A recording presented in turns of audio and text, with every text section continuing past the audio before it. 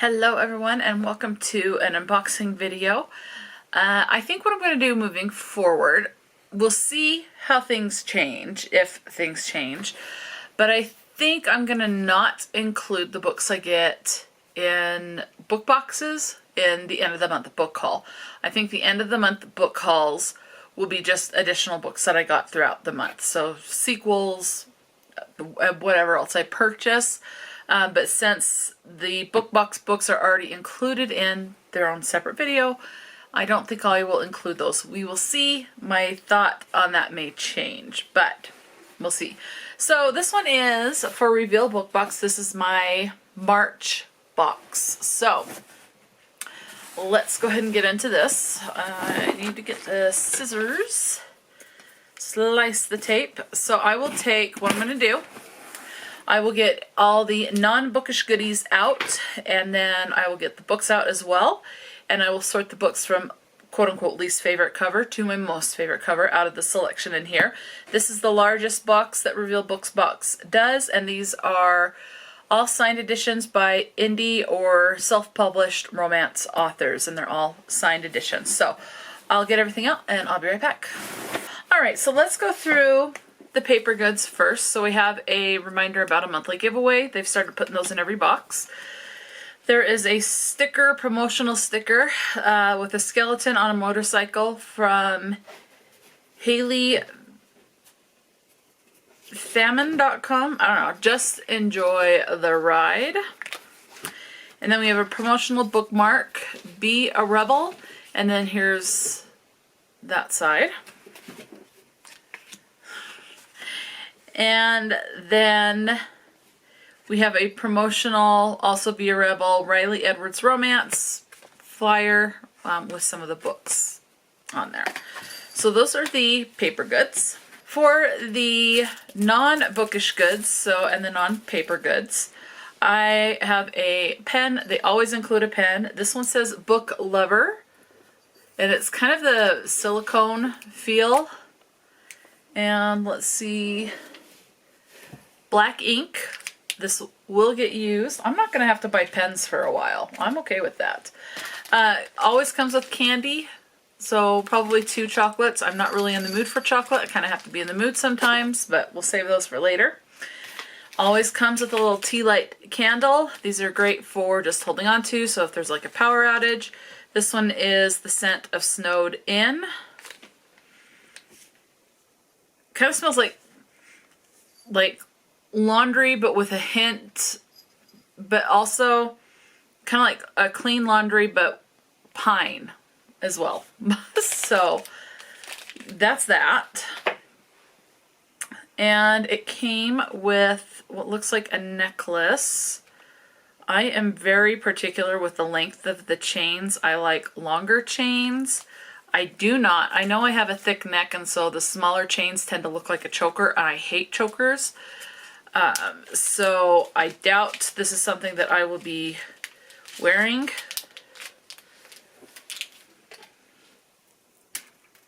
But I can always just take the pendant off and then get a longer chain. So it is a necklace, and it says Brooks. So I'm assuming that's a character somewhere. So there's that. And then it also came with a bibliophile lanyard.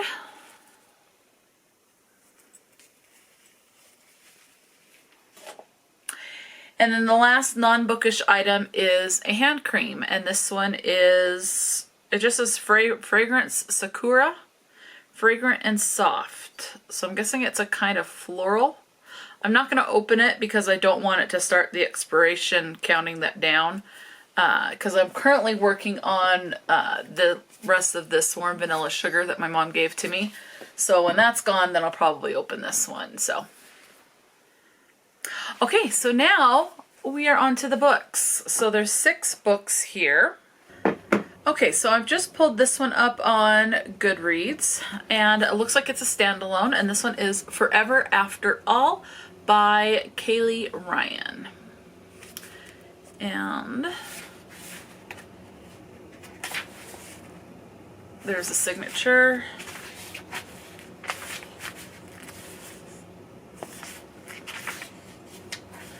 other titles by the author, and then we're into the prologue. Okay, so from the cover, the fact that there's horses there, it looks like it's on some kind of a ranch, I guess, or a farm. I'm guessing this is a Western.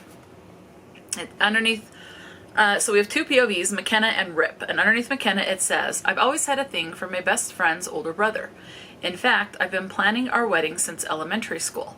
Then I grew up, moved away and studying, and law school became my only focus. Now that I'm back, the sexy cowboy is everywhere I turned." Cowboy, so it is Western. Okay. "I shouldn't mind so much, as Rip Callahan is all levels of fine. My problem? His presence. His attention is sending me in a spin, and our reconnection? It's fast and intense and everything I've ever dreamed of. So why am I getting in my own way?" Underneath Rip, it says, "I didn't know the first kiss I ever had would still play on my mind over 10 years later. But with beauty and brains, McKenna Dawson is under my skin and very much off limits. Crushing on my sister's best friend isn't the worst part. That connection, I can't ignore it. Should I fight it? Probably. Do I want to? Absolutely not. A challenge among friends is all it takes for me to know he's what I've been missing. That and one incredible trip with those same friends means there's no going back. Not for me. It was only supposed to be a weekend, but maybe we were meant to be forever after all." Okay, this next one is actually book number 4 in the Westcott Family series, and this one is When I Had You by S.L. Scott. And there's the signature. And then it says where to follow the author, also by the author. The author has a lot of work out. And then we're into chapter 1. Let's see. Cash Riot is a distraction. It's no secret the bad boy race car driver has built a reputation from 2 things: winning and front page headlines. It says winning and FU hyphen front page headlines. So I can imagine it was actually supposed to be the F-bomb. Let's see, I've read he's the best at both, but I have no intention of finding out firsthand. I have my own plans, and they don't include making the gossip sites as his next one-night stand. My 3 older brothers, his bosses, would never stand for it anyway. So how did I find myself daydreaming about the one man I've been forbidden from dating? His mere proximity causes my heart to beat wildly in my chest. My knees go weak when his eyes find mine across the track. But the way he kisses me is if the rest of the world doesn't exist, that has me falling into his playboy trap. Okay, but it's the way he kisses me. I think I left out the it. Anyway. I finally surrender to temptation, but only for one night. And for the record, there was no standing involved except against the door that got in our way. But no deed goes unpunished, no matter how good we are together. He's given an ultimatum. Will he take his last chance to win the world championship or follow his heart and race back to me? Okay, next up, so book number 3 in the box is actually book number 2 in a series called, or at least as of right now, it's a duology. It is called the Romantic Comedy Series Collection. And so this is book number 2. And this one is the Mr. Right Checklist by Melissa Foster. Oh, there's a thing that says Molly on the back. So, let's see. So signed.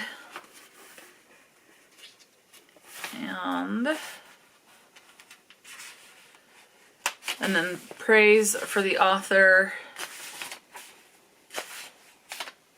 More books by the author, 2 whole pages, 3 pages. And then we are into the book. She has a Mr. Right checklist, and he's all wrong. Dog groomer and budding marriage proposal planner Destiny Amore believes in true love and happily ever afters, though it's not in the stars for her yet. Honestly, who can live up to the criteria on her Mr. Right checklist? She wants it for others. When Destiny's first misguided attempt at romance concierge ends in disaster, she's ready to call it quits, until the supposed groom-to-be steps in with a proposal of his own. Ryan Fletcher, a divorced and never going there again professor, needs to get his matchmaking family off his back, and the disorganized Two in Love with Love proposal planner is the perfect solution. He offers to help Destiny get her business on track, if she'll play the part of his adoring girlfriend at his brother's wedding. A professional situationship with her grumpy dog grooming client, Destiny adores his pup, and she could put up with him to get her business off the ground. With any luck, she might even get that chip about love off his shoulder. I almost said soldier, just shoulder. So there's that one. Okay, this next one looks like it's a standalone, and that is Between the Lines by Sarah R. Chapman. I like the illustrated covers. I prefer the illustrated over ones with real people on them, but the ones with real people can look really nice too. So there's the signature dedication, and then we're already immediately into chapter 1. It says, let's see, Between the Lines is friends to lovers second chance romance with gender-bent grumpy sunshine and slow burn mutual pining, perfect for fans of Emily Henry and Carly Fortune. Okay. Neglected by her parents from a young age, Rory found home in Sam, a shy but big-hearted boy who welcomed her into his family, until the devastating day a friendship-ending fight ripped it all out from under her. She spent the last decade trying to pretend that Sam never existed, drowning her sorrow in fantasy novels by her favorite author, the reclusive J. Edward Michael. Now, back in Asheville, she's determined to start anew, but those plans crumble when she learns Sam has also moved home, and their mutual friends make seeing him again an inevitability. When they reconnect, it's as though no time has passed at all. He's still the same sweet, people-pleasing guy he used to be, and the same guy who broke her heart when they were 18 years old. Then a mysterious arc of J. Edward Michael's newest book turns up on her doorstep, with a plot that seems to parallel her complicated feelings for Sam. As her feelings for Sam grow stronger and the book becomes more uncanny in its detail, Rory is forced to reflect on the relationships that have defined her for most of her life. All right, next up I have Before You by Amber Bynum. I'm sure I said that wrong. It says that sometimes all you need is a second chance. This is going to be part of a series. The series is called Ashen Mills. I believe this is the first book. It does say Ashen Mills series. Welcome to Ashen Mills. This small town is full of steamy and emotional love stories that will always have a happy ending. Each book features a female main character that owns a business. And it lists Before You as the first one in the series. Next it says Never Till Now. Spring of 2025 is supposed to be Just One Night, and that's all that's listed so far. It does say this will be a 6-book series. Okay? There's the signature page. And then that's what I just read to you about the 6-book series, and then we're into the prologue. Just when Sarah thought she'd never fall in love again. Living in the small town of Ashen Mills, Sarah's life was a fairy tale until her husband died in a tragic car accident the same day she found out she was pregnant. Sarah has put all her focus into being the best mom she can to be her daughter. The mom she can be to her daughter and growing her thriving business. But something is missing in her life. She's tried to put herself out there, but all the good guys are already taken. So I feel that way sometimes. That is, until a handsome new man moves in next door and her life gets flipped upside down. Peter has moved to Ashen Mills for a fresh start. He's ready to raise his daughter in this quaint little town where no one knows who he is and no one knows anything about his past. But when Peter meets Sarah, there are instant sparks that even this ex-firefighter can't put out. Their lives overlap in ways that soon make them inseparable. Just as quickly as they begin to fall for each other, the realization of how their pasts are intertwined may be just enough to break them. But sometimes all you need is a second chance. Yes, it does say there is a line, very small line here at the bottom. It says this is book 1 in the heartwarming small town romance Ashen Mills. So book 1. Okay, and this last book I have to show you is Lone Wolf by Minion Michael. I'm sure I'm saying that wrong. I do apologize. I really enjoy the simplicity of this, just the white background with the flowers there. Love that. And this is actually book number 2 in the Douglas Group The Protectors series. And it says, real wasn't guaranteed, but eventually lines blur. The signature.